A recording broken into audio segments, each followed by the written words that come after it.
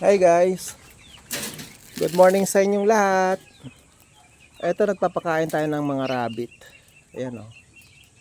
Ayan. Bumibili ako ng mga pinagbalatan ng repolyo sa palengke. Yung isang bag, nabibili ko lang siya ng 20. Minsan nga binibigay na lang nung mga mga nasa palengke. Nahihiya naman ako minsan, naabutan ko kahit 20. Pero yung iba minsan binibenta talaga nila. Ayan o. Ginagamit kong alternative na pagkain nila ng sa feeds. Kasi pag laging feeds ay magastos din. Ayan o. Ito lalaki to. Siya yung tagastag ko dito sa mga inahin. Ito naman yan. Malalaki na sila. Ayan. Gusto nyong bumili? Meron dito mga pares, pares na yan. Bibenta ko siya.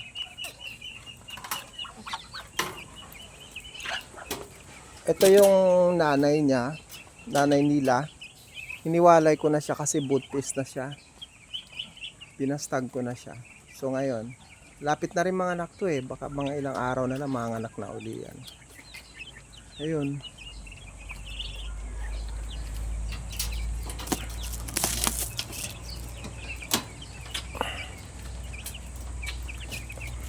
Sara natin.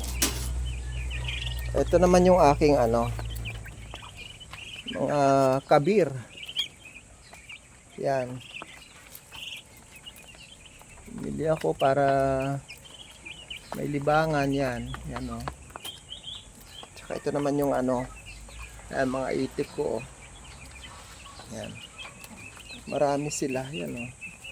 Yan. Yan. Marami sila. Maliliit pa nga lang. Ito naman yung aking mga 45 days.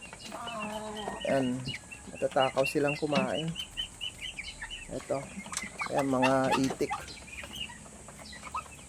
Yan o. Yan, nangangalat sila. Meron akong talagang naka-permanente ditong gripo para sa kanila.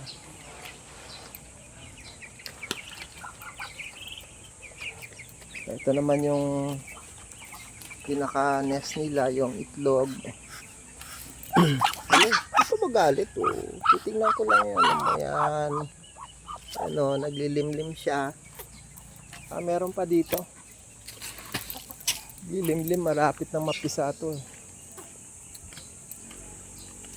Ito oh. Hello, patingin lang ng itlog mo. Yun oh, wala pa, hindi pa napipisa. Ito rin. Hello. Patingin lang. Oh, yun oh. Yan.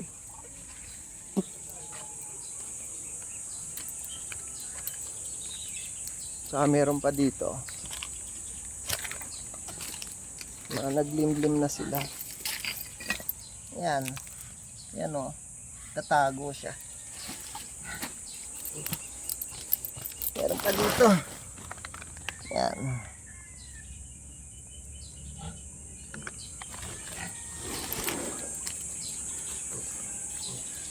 Tapos ito naman yung ating baboy. Yun. Yan, meron na siyang 2 big. Ayun oh. Yan. Yan lang. Libangan ko dito tuwing umaga. Bago ako humarap sa aking yung paggagayat ng pusit para sa aking negosyo sa Calamares.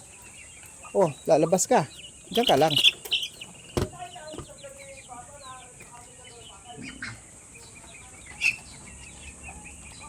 So yun lang muna.